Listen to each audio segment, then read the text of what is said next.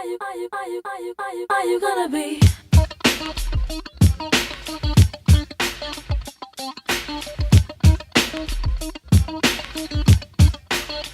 Are you gonna be?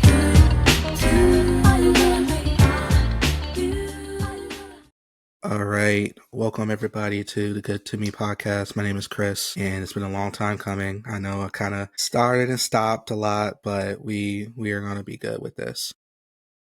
I got a good person here today. Very talented. I'm doing a lot of people that are from Dayton or grew up around Dayton and spreading some spotlight on them. I got a couple people lined up after this guest that are from Dayton that done whatever in the space of entertainment, music, all that good stuff. So we're starting off with Jayda. How are you doing today? I am doing pretty great today. Really excited to be in this interview slash podcast with you. I've been excited about it all day, so I'm just ready to get to talking. Gotcha. Well, we're going to jump right in.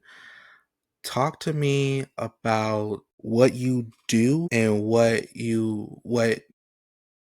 how am I supposed to say this? Let's start off slow. What do you do and what is your dream goal? Let's start there. I'm a dancer. I do all types of dance, trained in all types of dance, really, except for like tap and like things like that. But I have a wide range of training behind me.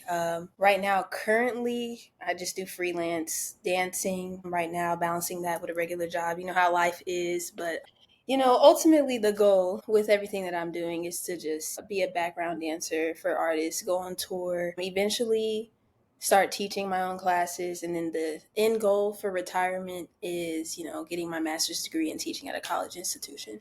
Got it. Got it all planned out, which I love. Then the follow up is for dancing. How did you start? Was it something you just done when you're younger? You were put into classes when you were younger, discovered it, all that stuff. How did you get into it? Yeah, so I used to watch this show called Dance Moms. I mean, it's a pretty popular show. I'm sure a lot of people know about it, but Yeah.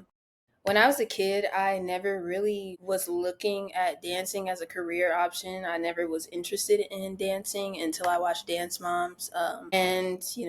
Back before streaming services and all that, when we had DVRs and we could record episodes when they aired, I would record every Dance Moms episode and I would learn the dances that they did in my living room. And I think that's where it really sparked, my passion for dance at a really young age. So yeah, from there, I begged my mom to put me in dance classes. She took me to a little cute little studio where I learned acro and ballet. And that was nice. She took me out of there for after a year. But the passion for dance was still there after the fact. Someone suggested that I audition for a performing arts high school slash middle school here called Stivers School for the Arts. Shout out to Stivers School for the Arts because they made me the dancer I am today for sure. Shout out to Mr. Shona. And Miss Kirsten. I could go all day about all the people I want to shout out. But, that was a really pivotal moment in my dance career as a concert dancer. When I say concert, I mean like, ballet modern, things like that. And then eventually, um, I went to college. I went to a performing arts college as well, where we did the same thing. But then I started to grow a little bit of curiosity about hip hop and dance techniques that would merge different techniques. So we have contemporary hip hop and things like that. I thought they were really interesting and really cool. And I decided to start training in those. I kind of took a risk against the training that I've had for years and decided to just jump ship and start training in hip hop and heels dance and things like that. Gotcha. It's interesting because I had a person on a couple months ago. She's got like 400,000 followers on TikTok and all this stuff. And she's super well oriented in dance as well. But with her, she learned through YouTube mostly. And it's great. It's weird the dynamic of like in the day and age that we live, there's a lot of people where they will have your background. You went to school, you did all the lessons, and then putting out the ozone, you will go on tour with people. It's just gonna be. It's just funny that like when people are on tour, you have someone that is you that went through all the training, and then there's someone right next to you that got big on the Instagram. And I'm not trying to diminish you at all, but it's just saying like the way the world of dance is great, and it's like if you love it, you'll learn it no matter what. Whether you have the funds to go to classes, whether you just are doing it in your home or what have you. Like I see you're doing it on your breaks in the 9 to 5. Like people are getting it, and I think that's a beautiful thing of seeing that where you in this day and age you can get spotted literally just doing some freestyle shit, and then boom, within the next year or two you are on tour. And it's a really good concept because I know they're all watching. I follow a lot of people that do the different types of dances because I know in another lifetime I'm a dancer. In another lifetime I'm a battle rapper and I'm a dancer. I know that Amen. much. I know that much. I got bars in my head. But it's funny that you say Stivers because I remember I go through a phase where I'm just like following a bunch of people, and I saw yours and I'm like, she's followed by a lot of people that I went to high school with and a lot of people I went to middle school with. And then come to find out that you said Stivers, I'm like, makes a lot of sense now. I was thinking about Stivers. It's just money wise, that and like friends wise. I kind of just got into the friend group that I was in. So I didn't want to like jump ship right over there. But I'm cool with a lot of people that do that, especially for me. I come from the theater background, so I would have went for that aspect. But I don't really like acting as much. I'm more of a Hmm. background guy. With that being said, how was it being in Dayton and being in the and want to be in the career path, and then deciding whether you want to stay here or not? Not just saying for you moving, but like I know a lot of people when it comes to entertainment, especially in Dayton, if you're not really like an actor, there's not really a lot of lanes in Dayton per se.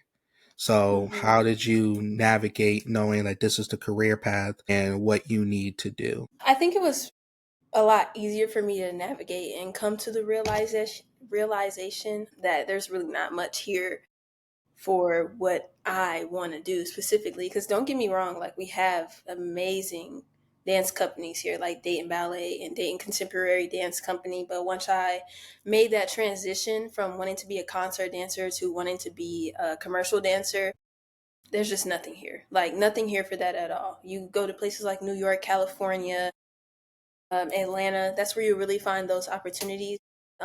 Also, like sometimes it doesn't matter where you live. Like you said, a lot of choreographers cast people from social media nowadays. Like that's just the typical way to cast people. You don't really hear much about auditions. And if you do, they've already got those social media people that they have. They're only looking for like 5 people now. You know what I mean? Right. So social media is really the way to go. But I think also going to college in Chicago and getting opportunities out there that I know I wouldn't have got here, it just like sealed the deal. Basically, this is not, you don't stay here. And now the hard part about it is being able to pay to travel to go to these places and take classes, and it's not easy. I think being in the arts in general is not easy. You got to make a lot of sacrifices, and that's kind of the point I'm at right now. Like, got to make these sacrifices if you really want to do it. So yeah. Gotcha. So, how was when you went to school in Chicago? What was the big thing that you learned in Chicago? Not necessarily just dancing, but just like a cultural aspect. Because I know I've been meaning to go to Chicago, but I've been to Atlanta a couple of times. I've been to Philly. There's different cultural feelings and cultural shocks that we don't really have in Dayton. So, what really kind of shocked you, if anything, when you were in Chicago? As far as dancing goes, I think how supportive dancers are in Chicago and how many opportunities there are to perform. They might not be like, the biggest of biggest opportunities, but there are so many opportunities, so many small communities that put things together so that people are always able to do something in the art field that they love. Very community based, like the communities in Chicago are so amazing and they're so dedicated. You know what I'm saying? I can say everyone's supportive. Like I go to reggae clubs in Chicago. You're never sitting in the corner as a dancer, especially Right. being nervous to go out there and bust a little freestyle because it doesn't matter what you do. They're going to support it. Like dancer or not, they're really supportive in Chicago. From my experience, because I know some people, I've heard a lot of different things from other people. They kind of feel like, Chicago is stagnant or like people don't look out for other people, which I have my opinions on that. I don't necessarily feel like you should be looking out for anyone until you have finished looking out for yourself. And that's a long journey. So, Right. you know. So, yeah, but I think I was most shocked about that in Chicago, especially because when I was in school in Chicago, I hadn't been to LA yet, but I heard a lot of things about the dance community out there and how it's tough and people can be fake. But in Chicago, you don't get that. And I would say, depending on the type of person you are and what you value, Chicago is good for a person that values community. I wouldn't necessarily say that it's good for a person who wants to perform on a tour with, mainstream major artists. You know what I mean? Gotcha. Gotcha. Have you been to LA before? Yes, I've been to LA before for the first time. I took a class out there and it was nice. It was interesting, very different. I've been to LA twice now Hmm. and I plan on going again soon. If I had to give anybody advice about going to LA to take classes, you definitely want to do your research on what choreographers you want to learn from and what artists you want to dance for because you can really get lost in the sauce there and start taking classes with people that don't resonate at all with the dance style that you want to be in just because they have a major name. Gotcha. That's fire. The next one is, who are you wanting, if having the opportunity, to go on tour with? Obviously, Beyonce. I feel like everybody's answer to this question is like Beyonce. Clear, like Beyonce all day long. I want to dance on tour with Beyonce.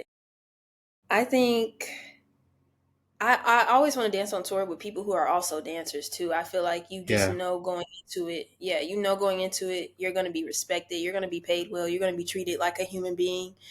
Cause listen, I don't have many horror stories of my own. I'm just starting off. I don't have the 400,000 followers. I think I just got like 1,000 on TikTok, but I know what to look out for because people speak out about what's going on in the world. Dancers are underpaid. Beyonce, Chris Brown, Tyla. I literally just wrote this down the other day, so I'm trying to remember everyone that I wrote down. Yep. Beyonce, Chris Brown, Tyla. I have K1 on there because I've just been obsessed with her music recently, but I Eh, wouldn't know. Yeah, she's quite amazing, but I have her on there for sure. Don't know if she'll be looking for dancers at all because some artists just don't even need that, but it's up there. right. I've been seeing so many dances to her songs. And I was Hmm. a little late to her album. I was. It was just, it's been a lot of music that came out that I'm trying to like grasp all together. And I found hers late. And it was like as soon as I listened to the album, probably twice, my TikTok algorithm was just all hers. Yes. It was all hers. And it was just it was like every single song I feel like everybody danced to, because it's not that many Mhm. tracks on here. It's like 10, I think 10 or 11, but I really feel like I've seen every song of hers be choreographed in some way shape or form. um I do agree with Beyonce for sure. I do agree with Chris Brown. Tyla, I feel like, is underrated per se. I was listening to her EP and it kind of reminded me of early Rihanna to me. I don't know if people see it, but like I don't know. She just it's another girl who's not from the States, who's super pretty, who can actually sing and can dance as well. And she is like fitting all the criterias. I'm not trying to compare her to Rihanna at any point, but it's just like if people go back and look, I mean, we were young when Rihanna was out popping and whatever, but if you go and look, like, she's really up there as a top mainstream artist, and is she's only like what 22, I think 23. 22? Really? Yeah, that's young. I know she's younger than me for sure. Hmm.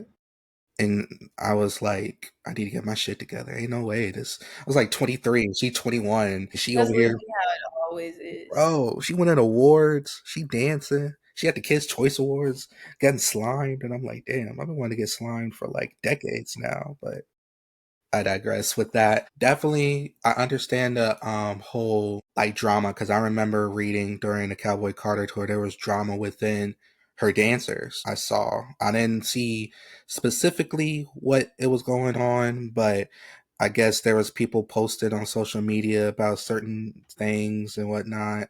So yeah, I definitely agree with you with just like focusing around yourself. My next question is, speaking of concerts, how many concerts have you been to? Let me see. One, two, three. I've literally only been to 4 concerts. My first ever concert was Beyonce. Okay. So if that Okay. counts for anything, if that counts, It give me an does. extra three because Which tour? it was, I want to say it was Formation. So that was a long time ago. About a decade ago. Jesus. Yeah, that was a long time ago. So that was my first ever concert. And then the rest of the concert I've been to, they're all pretty much not mainstream artists. Like, I don't know if you've heard of Ombre. I went to go see her twice. Hmm. I went to go see Roddy Ricch when he first got popular, and his tickets were like $30. I went to see. No, yeah, I think that's it. And then you're Just those. adding Chris Brown. And then I'm adding Chris Brown tomorrow. Where's he gonna be at? That's gonna be in Detroit. I was looking at those tickets and I'm like, I can't. I can't. It's gonna be a time. I don't want to downplay Chris Brown or anything, but I'm gonna be honest that I'm going for the dancers and for the dancing. But I get that. My dad and I were having that conversation of like Chris Brown, because my dad's will be 56. He said Chris Brown is the only artist in our generation that he will pay money willingly to go because he put on a show, which I yes, he agree. puts on a fantastic show. Yeah. I know he does.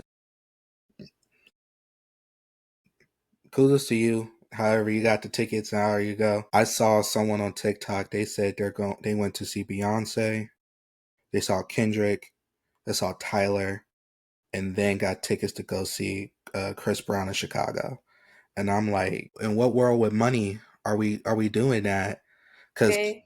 Kendrick and Beyonce alone, I ain't got nothing. Literally, I would do anything to go see Kendrick, but if you catch me at that many concerts in a small amount of time, I'm in the hallway or I'm working the concession stand.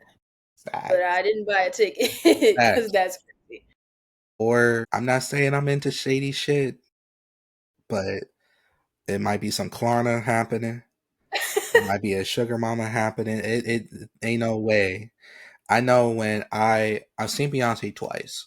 I saw her on the On the Run tour 2, and then I saw her 2 years ago from Renaissance when she was in Kentucky. I am biased. I liked On the Run 2 more than Renaissance. But I'm also a huge Jay-Z fan. And not knocking Beyonce fans, not. Because I understand the love of Jay-Z definitely diminished after Formation was dropped, for sure. And understandably so. But the two of them together is an experience like nothing else. And I give Beyonce all her praises because she had the dancers, she had everything. I was pissed because Blue Ivy didn't perform at the one we went to in Renaissance. Really? She did not. When we watched, when her movie came out, like months after, it was during those couple shows that I guess negative reviews was coming out against Blue, and Beyonce kind of pulled her out. And then literally the next show she was at, I think they were like in somewhere in Minnesota. She was out there dancing and shit. And I was like, I was kind of like you. I was like, I'm not saying I'm not here for Beyonce, but I'm really here for Blue. I'm not gonna hold. I think I'm at that point now. Like if I do go to Beyonce for the rock that she's about to do, I'm probably going specifically for Blue because she was killing it this tour. But She is like, it's so cool to watch her first videos of her performing to now, and it's just so cool that like that's something like you have no choice but to watch. First of all, that's Blue Ivy. I'm tuned in immediately. But immediately, to really like really sit there and comprehend that we are watching her grow as a dancer from the ground up, confidence and everything, and then she's just thrown into that big stage. yeah, I feel like that's the fastest I have ever seen a dancer, elevate in confidence and choreography retention and execution. It's just amazing to watch. It's inspiring to me. Blue it's Ivy is probably like 7, I don't even know how many years younger than me, probably more than 7. You know what I'm saying? I'm inspired by a 12-year-old. literally like we were all old enough to remember the bump that she Yes. showed of her, like, and to see how she was literally, she did maybe 2 or 3 songs on a Renaissance tour. And then Jesus, I don't even know how many songs she did. She had her own, I know she did her own solo with Deja Vu, Hmm. but I'm watching it and I'm like, she got the stank face going. I'm like, ooh, I know she been practicing. I'm like, I That's how know you know you got the confidence when the stank face come when out. she got the stank face, I say, yeah, she like her mama right there. That's exactly her mama. But for the next question I have is music. What is Jada listening to on a regular basis? Like give me what your favorite artists, favorite bands, songs at the moment, albums.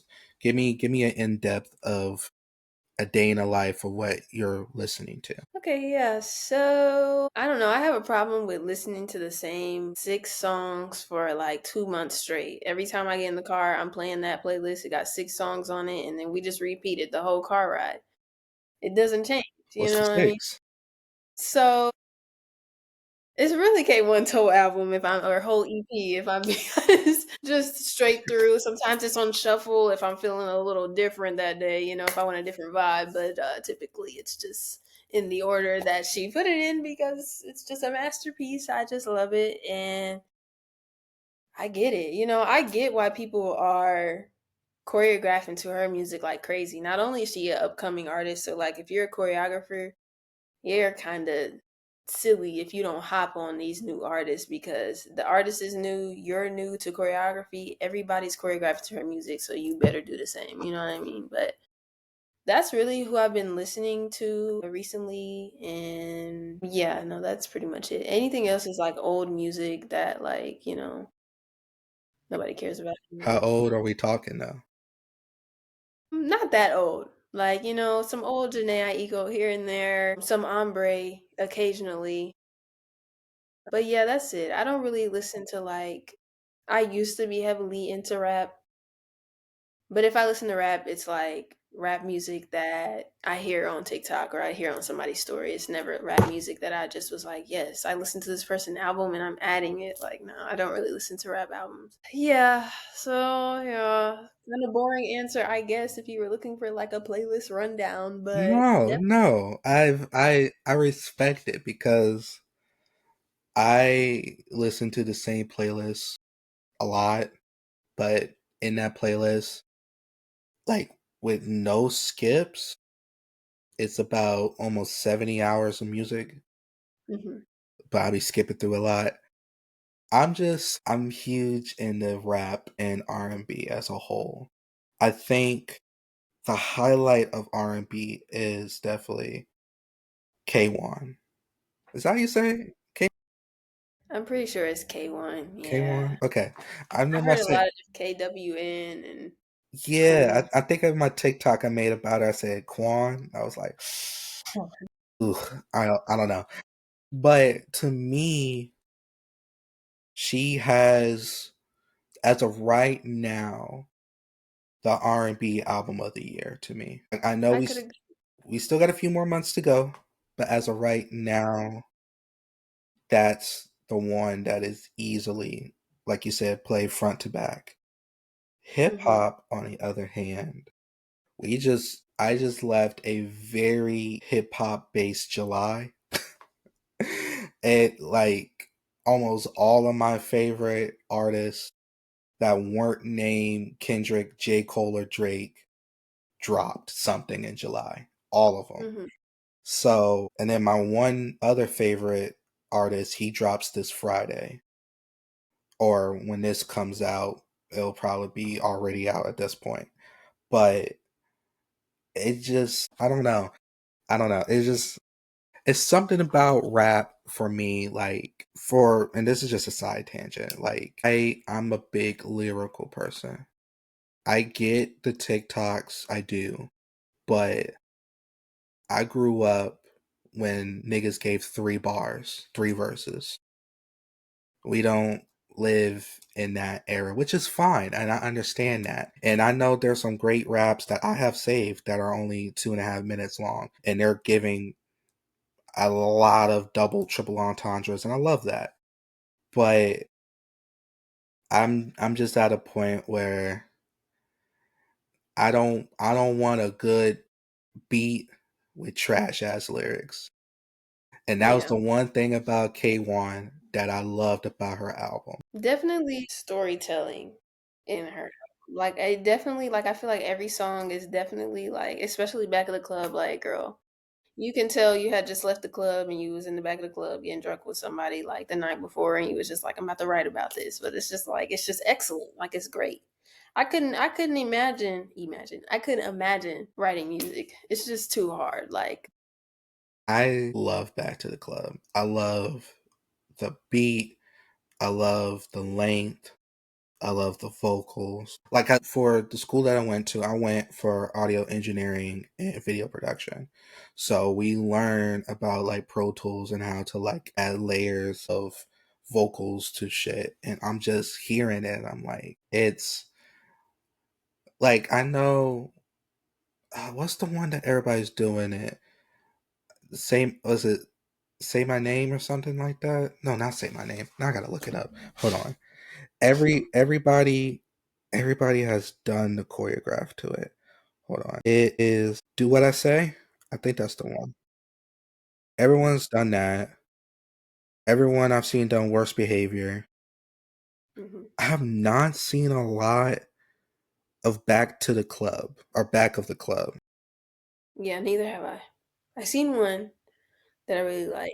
I think I've seen like one or two, and I Yeah. saw one because most of them are mostly women doing it. But I saw one that I sent to my girl that was a guy and a girl together doing it. Hmm. If I find it, I'm gonna have to send it to you because they killed it. But Back of the Club, because all I heard before the album was Worst Behavior, Hmm. and I liked it. I did, but like that's the one on repeat for me, no matter what. Back with the Club is. It just brings a totally different vibe. Like I feel like that's our old school. Like when I'm old and I'm with my grandkids in the car, I'm putting on Back of the Club, and it is what it is. Like this, Yeah, y'all about this. Like and then you tell them when they're older what it really is about. Like we exactly. know what it we know. I was telling somebody, I'm like, this ain't an album to put on with your grandmother in the car. No, This but grandma might like it. Grandma might like it because you know what they were doing back in the day. depending on who your grandma and grandpa is, They might. I know mine probably would. Mine would probably would. That But music back in the day. yeah, back in the day, yeah. But that's not. I was telling some people, I'm like, this is one of those when you got a good date night to just throw on. That's Hmm. that's the good one. Other question I had for you: what has been the hardest thing about a life of a dancer? What's the one thing that if people didn't understand, it's like a good piece of advice of what to go through as a dancer? I think to just stay consistent. That's a challenge, but it's like the best piece of advice. And develop something for people to know you by. Like, I've been talking with my friends a lot about this, but you want to make sure you have good quality videos. And you want to make sure that people can recognize you by something, whether that's like your hair, you have a certain hair color, you're always dancing in this specific space. So they know you by that. You know what I'm saying? But that's the most difficult thing is being consistent.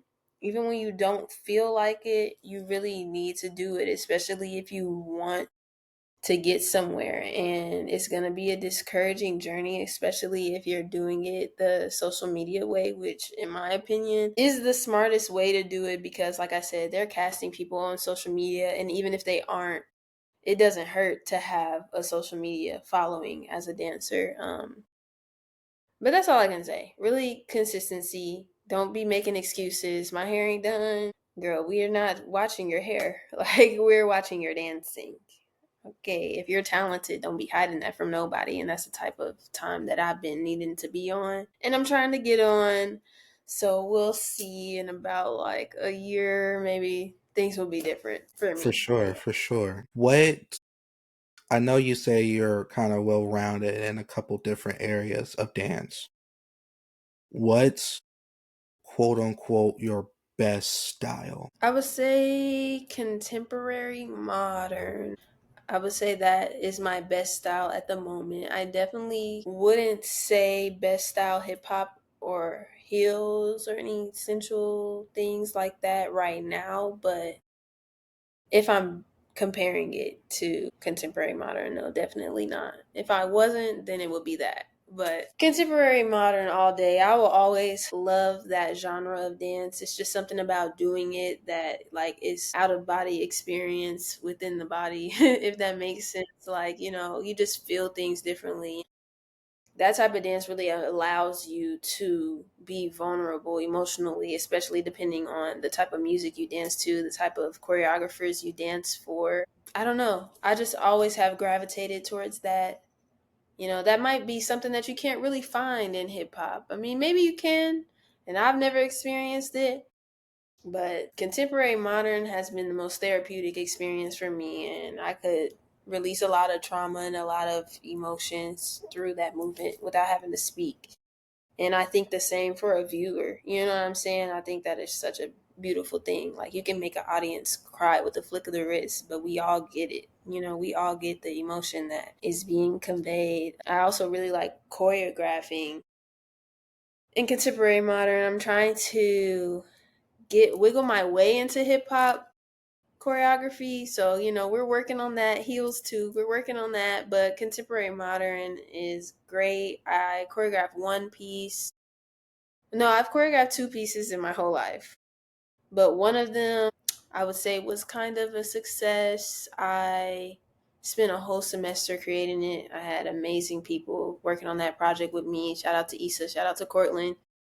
We did a little trio with a chair, and I was extremely blessed with the mind that I had at the time to create that because I was given the opportunity to perform it in Michigan.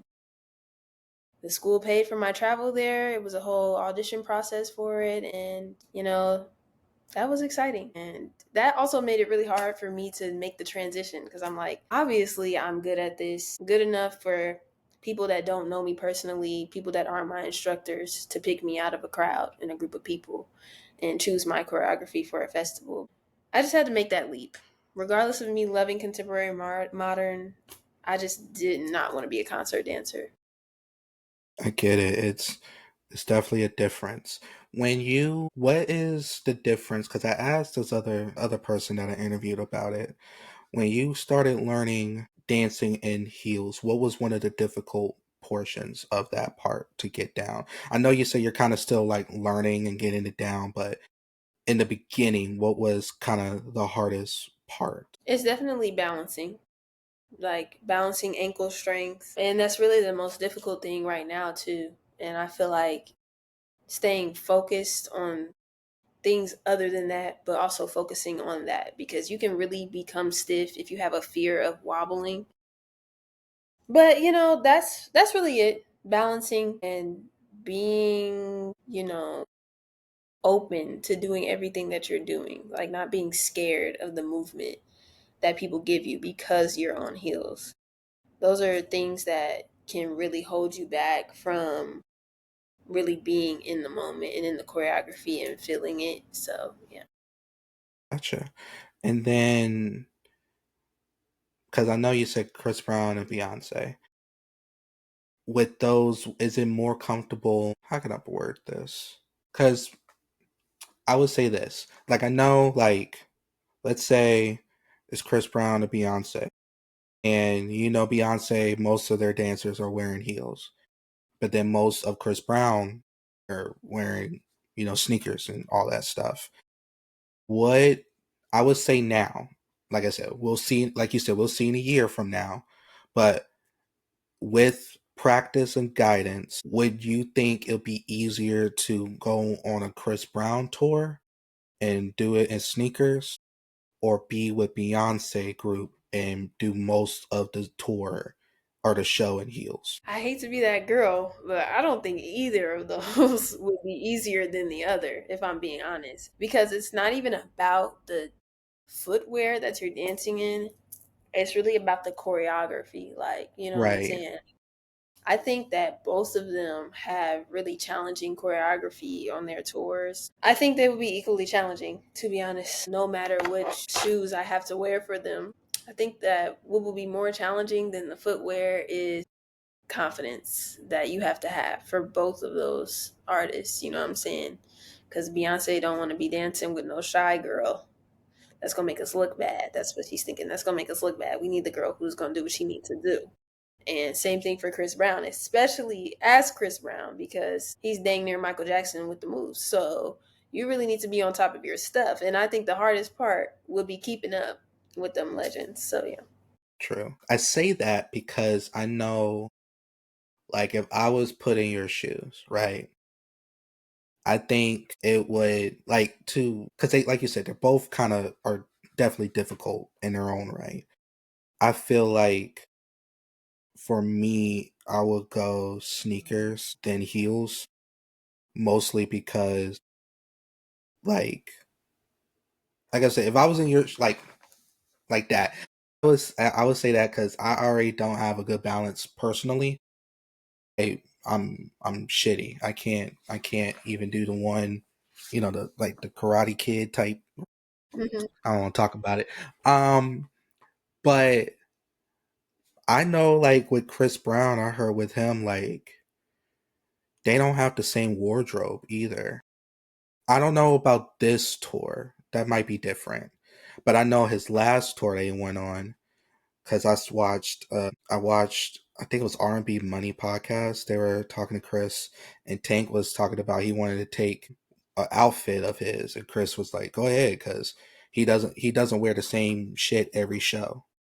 I Hmm. think for me that's more difficult for me because as a person who kind of grew up in uniform schools all the time and then also being in theater having my own costume to wear that's only mine that no one's ever touching, I'm not ever switching out, just the fact of like, all right, so I wore that one, don't want to wear the same shit again. And of course they're gonna give you like a bunch, like I think Chris Brown, he brings out like close to like over like a couple hundred different outfits for just himself, and I know the dancers have them themselves too. But I think for me, because I forgot Beyonce had male dancers on her tour too. I think I would personally, costume wise, do Beyonce because I'm just so like theater oriented that, oh, so we're about to do this, we got to do da da da da da. All right, where my cowboy hat, where are my boots, blah blah blah blah blah. Switch out. Oh, we're doing Renaissance. Let me do that. Versus, all right, I have this piece of clothing that I'm wearing the entire show. Or if there is costume changes, it's like, all right, fuck, which one should I put on? I know that was more of a tangent on me, but it's just no, like costumes. That's why I think for Michael Jackson, I loved it a lot more. My favorite is definitely his Dangerous that he did in the VMAs, like in 95, 96. Just the whole suit with the tie hanging down and them doing the whole choreograph is fire. I don't know. I like choreographies like that more than freestyle. I don't know about you. I know you've done choreography and everything like that, but for you, would it be better if it was freestyle, or would you want to more get into choreography, whether it's learning or creating your own? I feel like those kind of go hand in hand. Like, I think that, like, I feel like my process is freestyle to choreography. Put on a song that I like, freestyle, pick the little pieces of freestyle that I like, and choreograph based on that. I used to really hate freestyling until I had a teacher that taught a great class on improvisation. And it's literally just do whatever your mind is thinking and just, surrender to that thought and do it. You know what I'm saying? So if I had to answer this question, it would be freestyle, but it would definitely be freestyle for contemporary modern. I got to develop that hip hop heels freestyle a little bit more before I could answer it for those genres. But yeah. Gotcha.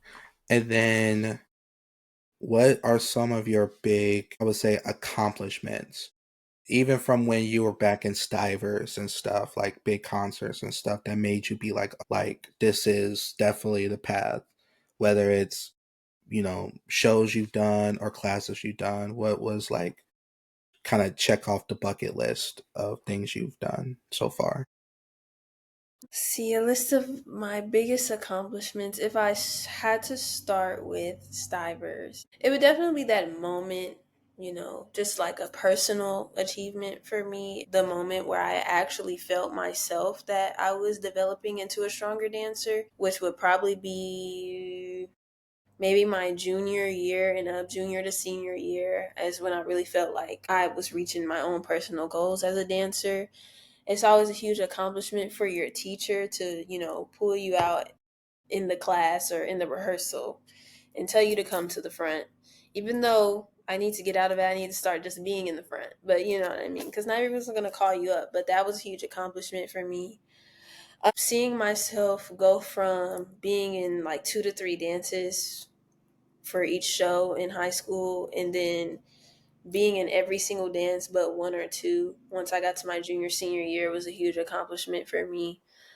And the last high school accomplishment I would say would be probably being on the cover of the program for my senior year performance. That was a really huge accomplishment for me, Yeah. especially when I look up to the dancers that were in that same position and I'm there. I'm just like, wow, like this is a full circle moment for me. Yeah, as far as college, I would kind of say the same thing. I feel like as a dancer, I have this kind of way of developing where I always start off in the corner and quiet and then wait for somebody to notice that I'm actually hitting the step and pull me to the front. And then that's when I start to be the soloist in the dances that I do. Something I need to get out of, honestly, but I think I'm just comfortable in that. And I feel like that I want that. I don't want to tell myself when I'm ready for things. I think it's easier to let someone else decide for me. But that doesn't mean that I'm not ready because they don't see me. I'm literally hiding. So it's something I need to get out of. But definitely in college, the same thing. I pretty much had a solo in every dance that I was in college. And then my junior and senior year, I was an official soloist in the dances that I was put in. And choreographing a piece and having it picked for a festival was a super huge accomplishment for me. What festival? Um, It's what is it called? It's just ACDC or ACDA. I don't know. It's like a college dance Gotcha. festival Okay. where a lot of colleges are picked to perform. It was me and one other classmate of mine whose pieces got picked to go there, and it was fully funded by the school except for spending money, of course, but travel, Ubers, hotel. That was a really great experience. Traveling in general for dance, especially at such a young age, like in high school, every year we also traveled for IABD. That's another dance convention. But yeah, that was a huge accomplishment. I'm waiting for those huge hip hop and heel dance and commercial dance accomplishments as we speak. Little accomplishments, though, that I feel that I have reached are basically maintaining a hundred like minimum on my TikToks that I post right now. I Here we think that go. that's a little accomplishment that I'm happy about. I don't, every little accomplishment is big to me at this point. So I'm loving it. I'm loving the process, and yeah. Feel you with that. I think I had one of my TikToks because I kind of just started within the last like month and a half. I was truly taking it seriously. One of them I had over 2,000 views with 250 likes within Hmm. like 4 or 5 hours, and I was like, "Oh shit, we doing a little Yeah. something." Okay. We Doing a tr- lot of something. we're trying. We're trying. I definitely like you telling the accomplishments from high school on because I think those are really something that you should definitely be proud of. And I feel like a lot of people, and it also could depend on like how their high school and college experience were. That sometimes they might shut out those small accomplishments, but they build into who you are. So I'm happy that you still remember those for sure.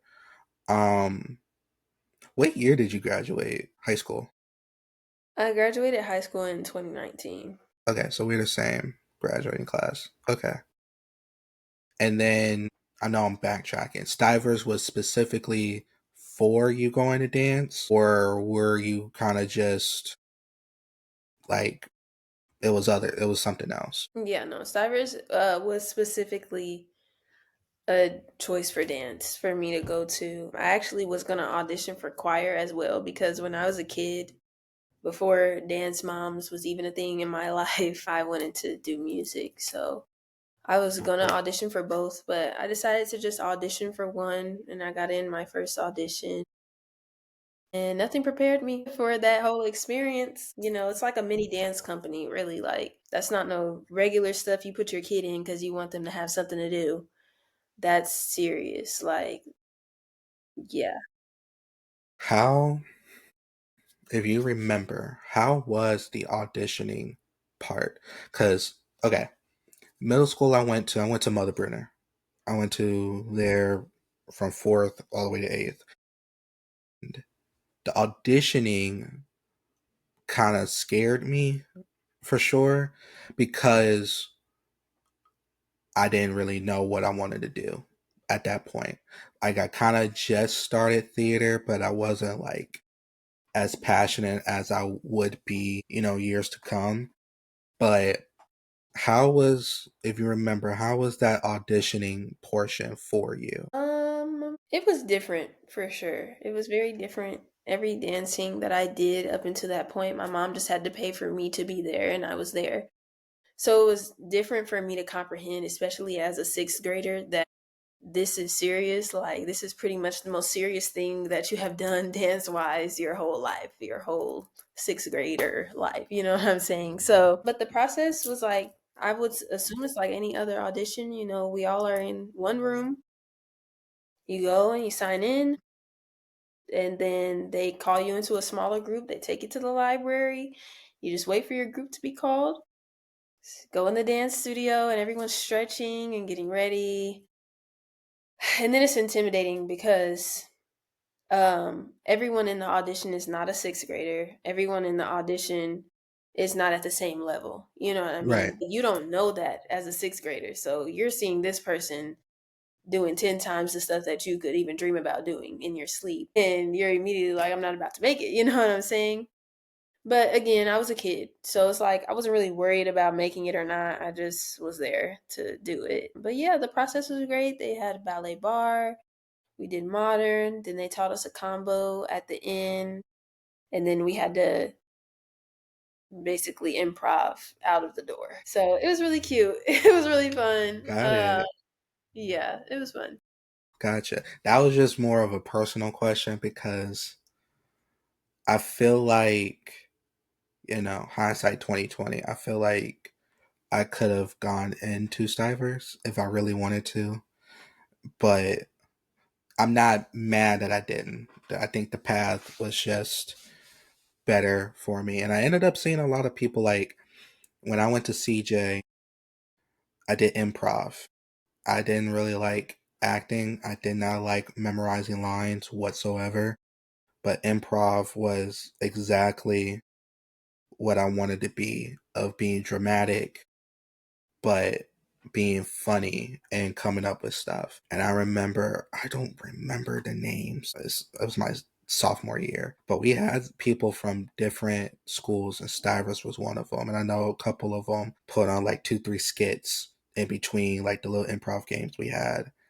And a lot of friends of theirs came, and I'm like, yo, like, this shit fire. It was cool to be like, we all are doing what we like and we know what we like. Even though it was a different path, it was cool that everyone went there for a specific thing. And I definitely would have been intimidated knowing that it wasn't just my little sixth grade ass there and there was somebody taller than me or no more. That was definitely, I know, audition me. I hated auditions. Oh my God. I had to do that all the time when I went to Sinclair because they kind of put you on the spot. I was even auditioning just to be light and sound person. I was like, oh shit, I didn't even know. I had to come in with like a resume of everything that I did. If you never done that before, it's definitely intimidating, I would say. And this is just auditioning period. I know there's different scenarios and different categories with, with your specific um, thing you do, especially in entertainment. Auditionings are intimidating at first, but once you've done it your first time, it's pretty much easy.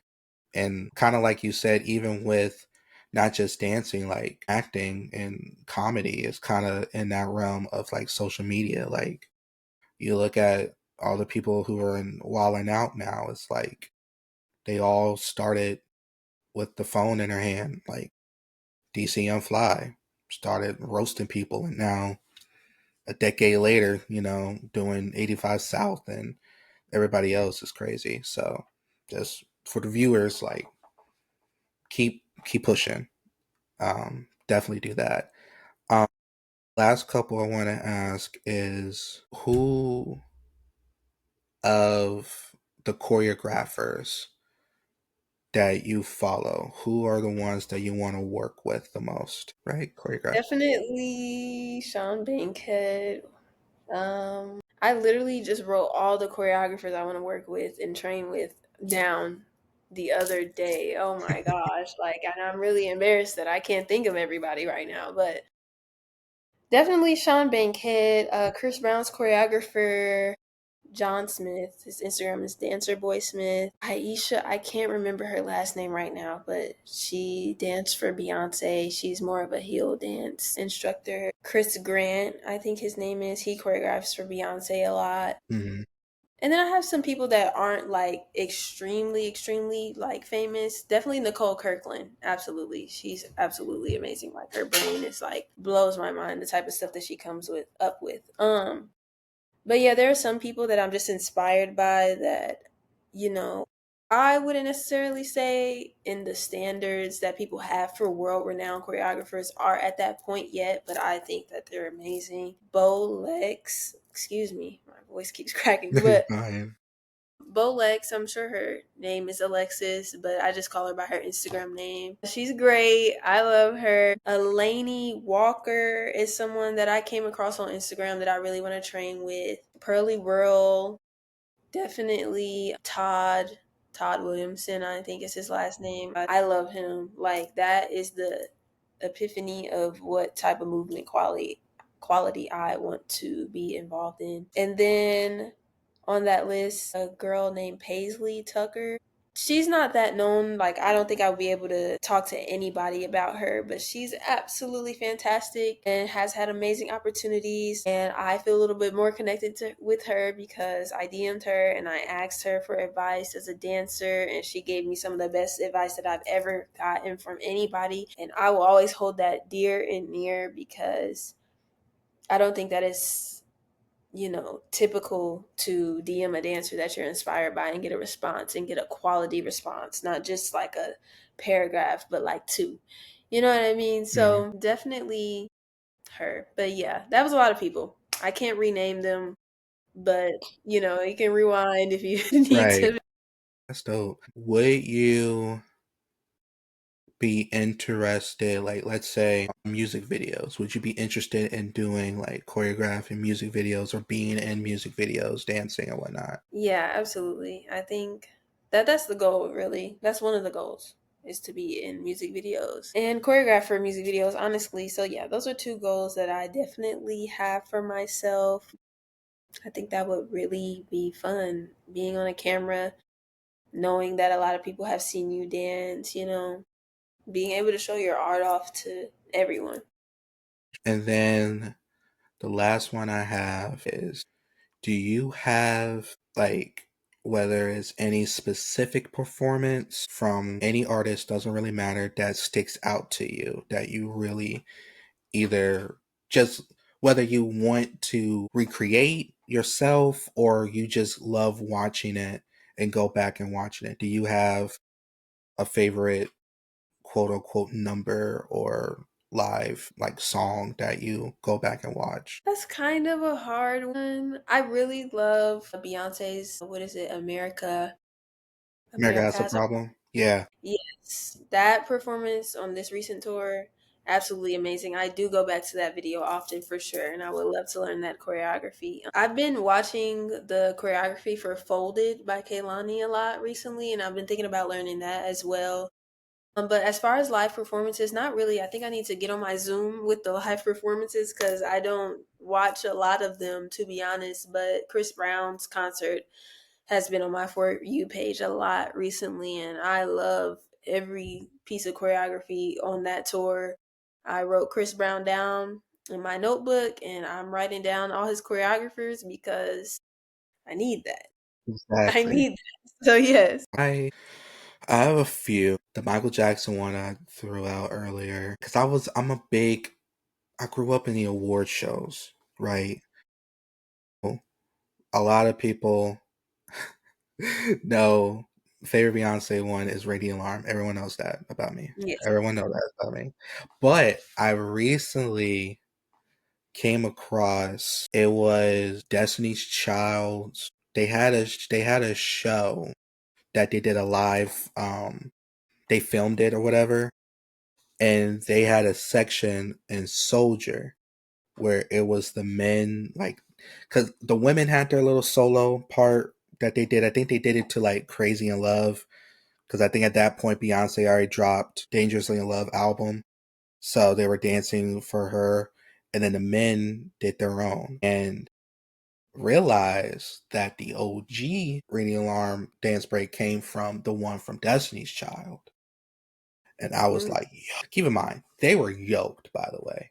All of them yoked as hell. But I watched it and I'm like, yo, it was cool because they did that and then they went on to their like little solo thing. And of course, like when you do like all male dancers, they showing off the bodies. I think one of them literally like pulled his pants down to just be in his underwear.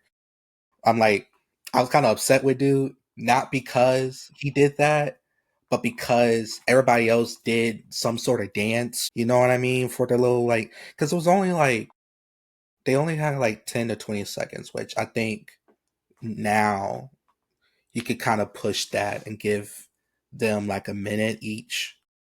But it was cool because they did it to different rap songs from like '05, '04, whatever, when it was filmed. And I was pissed at that guy because the dude before, he was crumping real good, right? And he was in like this big ass leather coat and everything. And I'm like, I know that nigga tired. He just, ah. And then the next dude, all he literally did was just pull down his pants.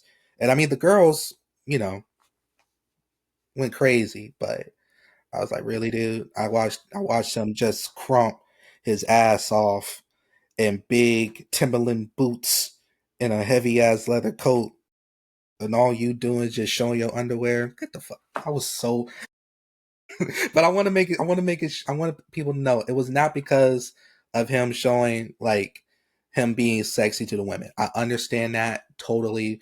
All of them did something like that, but he was the only one that legit did not do any dance, and I'm like, bro, what are we doing? Um, so that was fire to see, and then the other one that's on my brain that I always treasure was Chris Brown's first performance at the BET Awards. I don't know why. Like I said, award shows is just like here with me.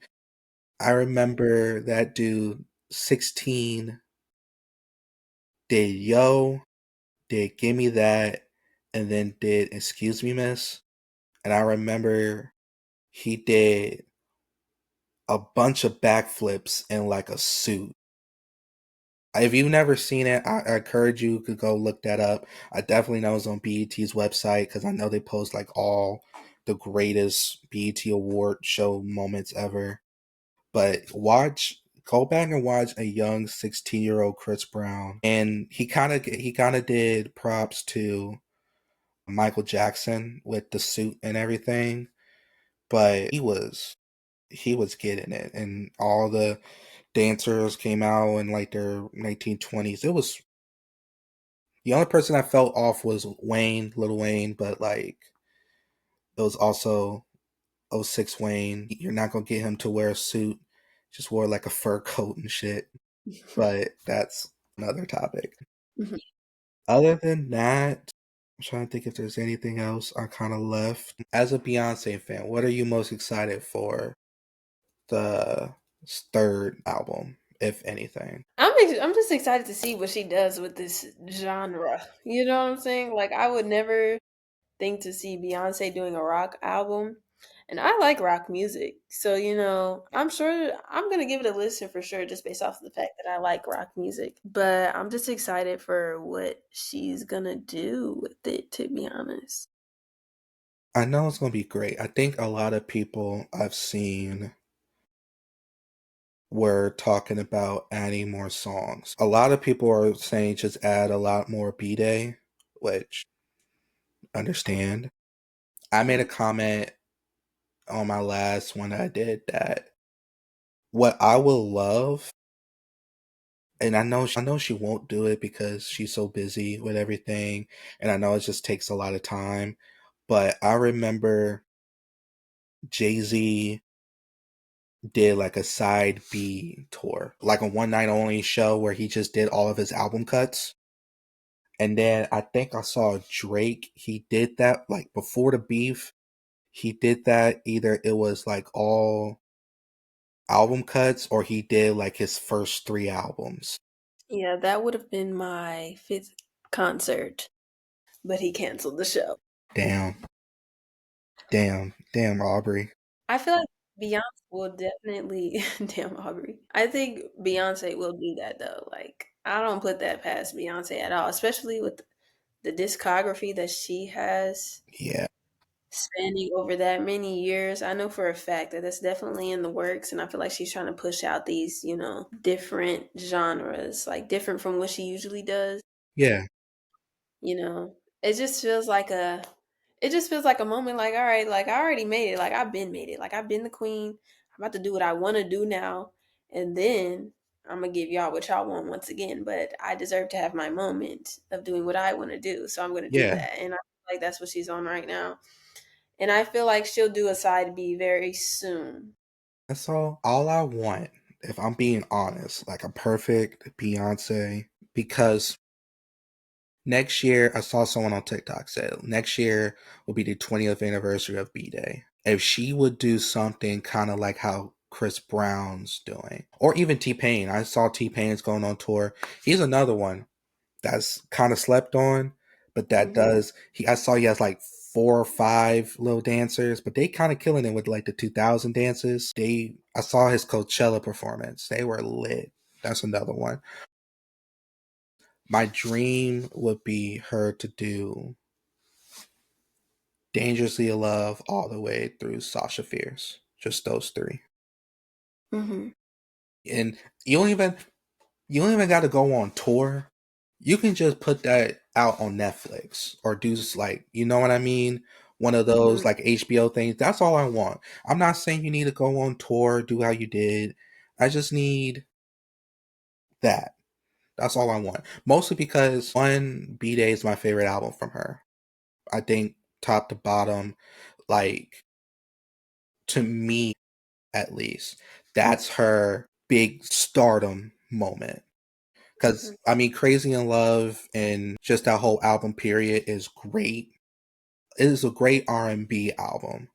But what really put her like not only on the map, but showed off her show off her work ethic and how much she really loved this was B Day. I was telling someone like go back and like see her run of B Day. If you of course like if you're bored, of course. But she is doing these choreographies during 9 a.m. Like she is during her run, she is up at 9 a.m. doing all types of runs, all the dancing. Everybody jokes about how loud that album is, but like people who never grew up around it, like you understand like how loud it was at 9 a.m. Like going to school on the bus and hearing Deja Vu. Like we started off loud in the mornings. But my favorite song is Me, Myself, and I. I love that to the T. I love her singing on it. And I'm like, I just want it one more time. I don't like that's all I want one more time, especially like with her background singers and I love her band. That's the other thing I will say about her and Chris Brown. I love their live band. It's not and I know Beyonce, it's not like a CD track, but Chris Brown, it's not a CD track. It's you're gonna get the drums, you're gonna get the guitar. And I don't know why, but to me, like it works much better than having a CD track. It just makes the whole concert experience better. But I just want her to do that one more time because it was great at the Renaissance when she did Dangerously in Love. That was beautiful. There was a girl next to me who literally was about to faint when she started, and I'm like, girl, I know As you we. I mean, I get it. I saw the conversation. This was the last one. Sorry, get on the tangent. That's okay. People again, I saw are comparing her and Michael Jackson again. This is my thing. I love Beyonce down. I do. I feel like I'm the only person in my friend group that really fuck with Beyonce like I do. Michael was different. Yeah. And she would tell you, like, Michael was different. I think everybody is just throwing that out there just to like do the comparison. Like I remember they did that with her and Taylor Swift, and I'm like, yo, there are two of the most successful women here, and there's no beef between them, and they support each other. Just let that shit go. I'm not a big Taylor Swift fan, but I'm not dogging anybody that is. Because I remember I went to Cincinnati on the day that she was performing. Taylor Swift was performing in Cincinnati. Sold out both nights. And she brought in like tens of millions of dollars just those 2 nights alone. So it's not like, she's not bringing money. But I hate the comparing part of it. And I definitely want to know your thoughts on that. It's like, I know, like, everybody, I think it's just, I don't know. Everybody knows that they're goats. Everyone knows that. But I think if you really look at Michael and you look at Beyonce, who's still doing whose choreography are we still doing more? And I'm not knocking Beyonce, but I could tell you I've seen a lot more like people doing his Dangerous and Billie Jean and doing the remixes of that more than Beyonce. I think Beyonce like this tour got a lot more because of all of her remixes with the Cowboy Carter. I think I love her version of the Crazy in Love. I really do like that version a lot. And then she did another one for, was it Diva? Where she had I'm the biggest, the baddest. I forget what song that is, but I don't know. What do you are you the person where you don't compare like when it comes to grades? Like I know some people try to compare her and Michael. I know people try to compare her and Chris Brown and then they try to do all of that. Are you a person where like you do compare or you just kind of like they're goats of their own right, leave it be? I'm definitely not a person that compares. It's definitely leave it be. You know what I'm saying? I don't think anybody compares to Michael Jackson. Like, I love Michael Jackson. I grew up on Michael Jackson. I say that Dance Moms is where I really got into dance as a kid. But Michael Jackson might have planted that little bug in my ear years before that, for sure. Like, we grew up in a Michael Jackson household at my grandma's house. Me and my cousins would go over there. My grandma didn't play about Michael Jackson, so she taught us not to play about Michael Jackson. She had the DVD with every single music video he has ever made on it, and we would watch that every single night, like me and my cousins doing the choreography. Like, I don't think anybody will ever compare to Michael Jackson, but that doesn't mean that they're not as amazing in their own, version of amazing. So no, you can't compare Michael Jackson and Beyonce. You can't compare Beyonce and Chris Brown. I don't stand for no comparisons, and I think that in a way can dumb down the accomplishments and, you know, the artistic amazingness of these artists when you compare them to literal legends in their own legend field. Because Beyonce is a legend in her own legend field, and that field is just not Michael Jackson's, and that's okay. And same thing for Chris Brown. Like, why can't they just be legends in their own legendary Hall of Fame? So no, no comparisons over here. They're all equally amazing. Someone gets it. And I It's feel that like simple. and I feel like I saw a comment that said like and they were a Beehive. They were like, so you mean to tell me if you had a choice to see Michael Jackson and Beyonce, you're choosing Michael or Beyonce? Yes. And I will even grant you, Beyonce is going to find her way to see Michael Jackson. Amen. And so is She Chris will, Brown. she will probably, Everybody's cool in the audience. right. She will even, knowing her, she will do a show, have a break, go see Mike, and then go do another show the next day. I think Hmm. people really underestimate, and they also don't realize that you're comparing people who those people looked up to him. Like these Yeah. aren't people that, kind of just learn from somebody else. And even with Michael, he learned from James Brown, if we're being honest. Like, I think James Brown is one of the best to ever do it. I also think Prince is one of the best. I try not to get into comparison with Prince and Mike. I personally think Prince was better slightly, not singing per se, but instrumentation. But also I'm biased because I grew up around instruments. I think Hmm. I think when you're multi-talented when it comes to things, it makes it better a bit. That's why I think for me I like Wayne a little bit because he's not even though he's not just rapper, he does play guitar. And there's a lot of people that play different instruments and can sing and act and all that. And but I would still never compare Prince and Mike because they both did the damn thing. And even if you want to even go down on ticket sales, like they're damn near neck and neck.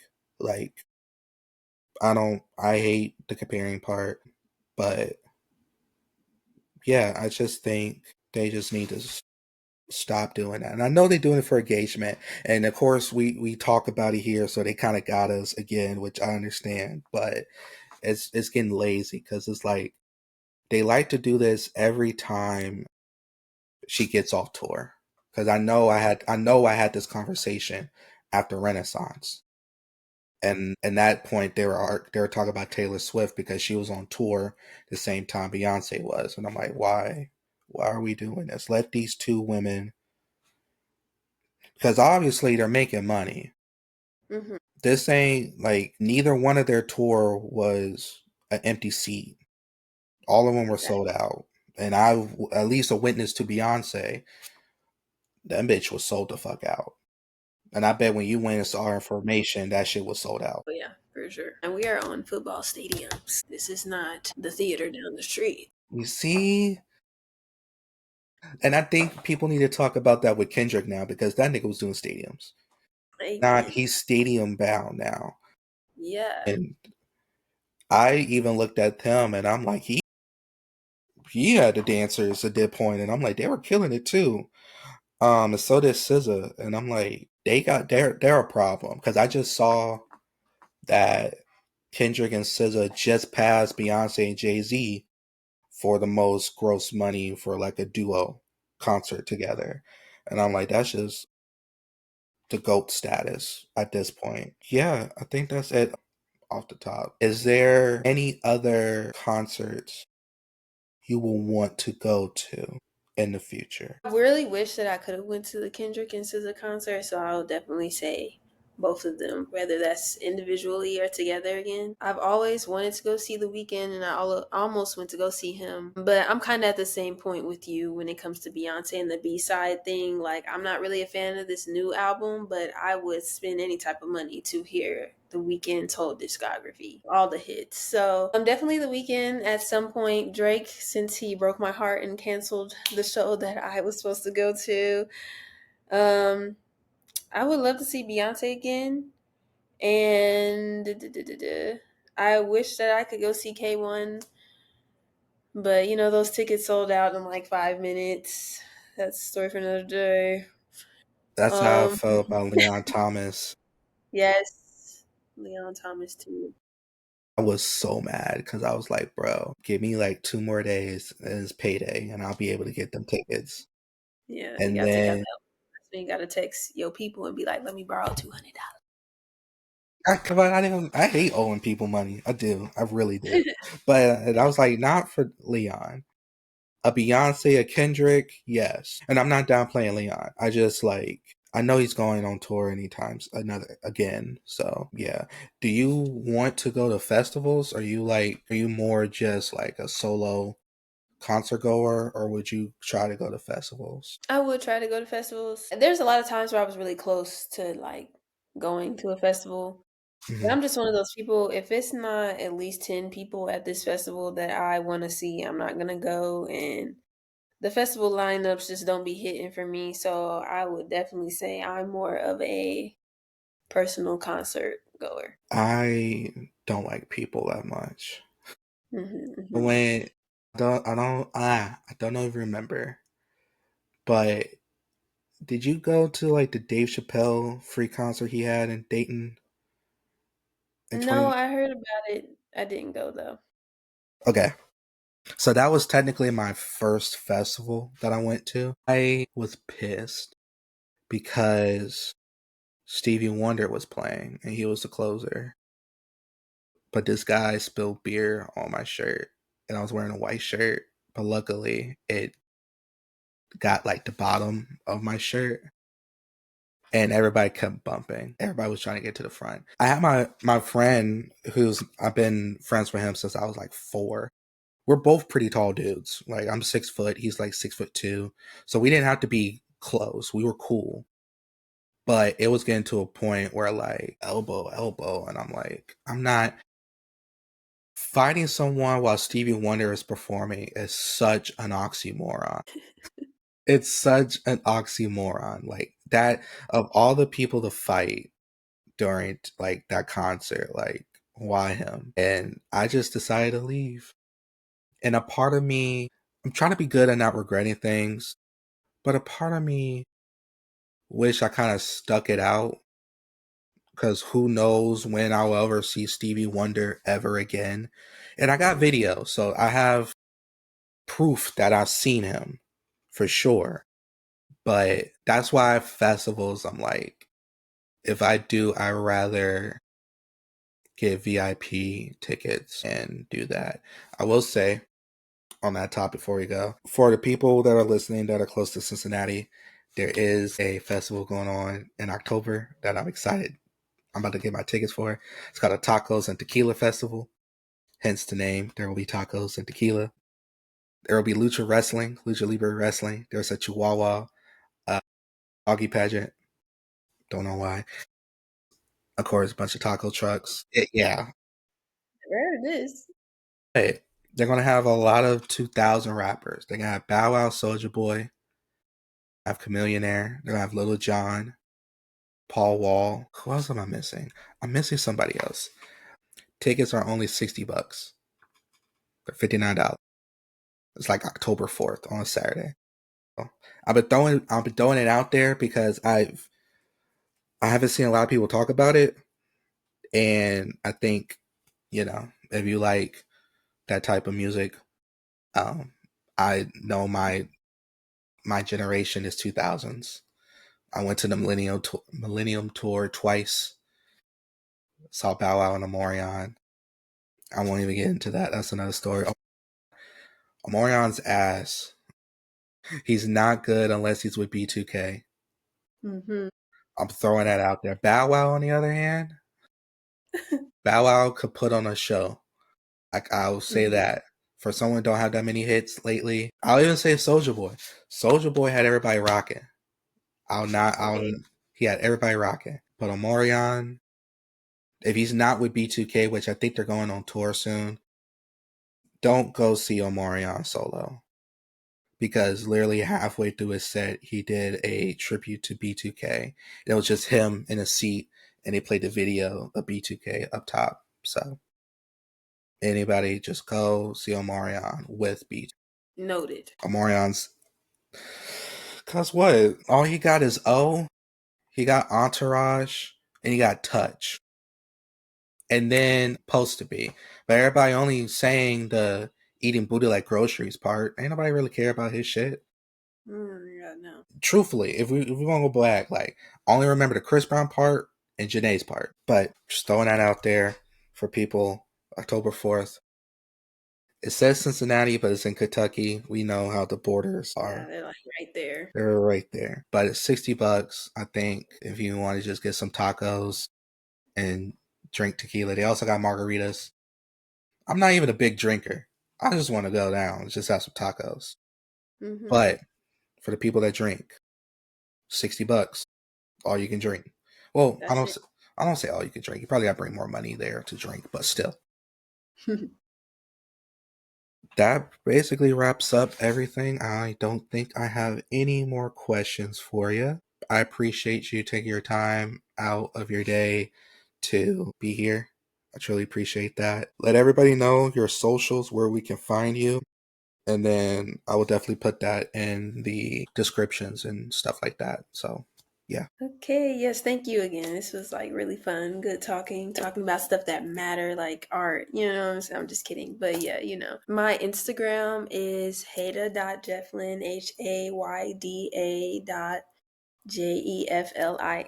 My TikTok, that's such a good question because I really don't know what my TikTok is like off the top of my head. I'm pretty sure it's Hayda. So like Hayda Jeflin that I just spelled just the Hayda part twice. And that's it. Gotcha. Find me on Instagram, Chris CS2. TikTok, Christopherslaton 5. Hold on. Now I gotta double check. See, this is dumb. I'll try Yeah. to get all the social media together. Christopherslaton 5, not '05. Christopherslaton 5 on TikTok. We have 143 followers. If they are serious about closing down TikTok and starting up a new one, we'll update. I don't know what they're gonna do. But yeah, thanks for joining me. I appreciate it. Thank you guys for listening and watching. Again, go ahead and follow her and like all of her shit because she is fire. And we both all trying to get out of this 9 to 5 jobs. We are. So help us out. Okay. Amen. I got more people coming through. I'm gonna start streaming, so I'll give everybody that stuff as well. But yeah, thanks for tuning in, and we'll see you on the next episode. Bye. Bye, y'all. Thank you.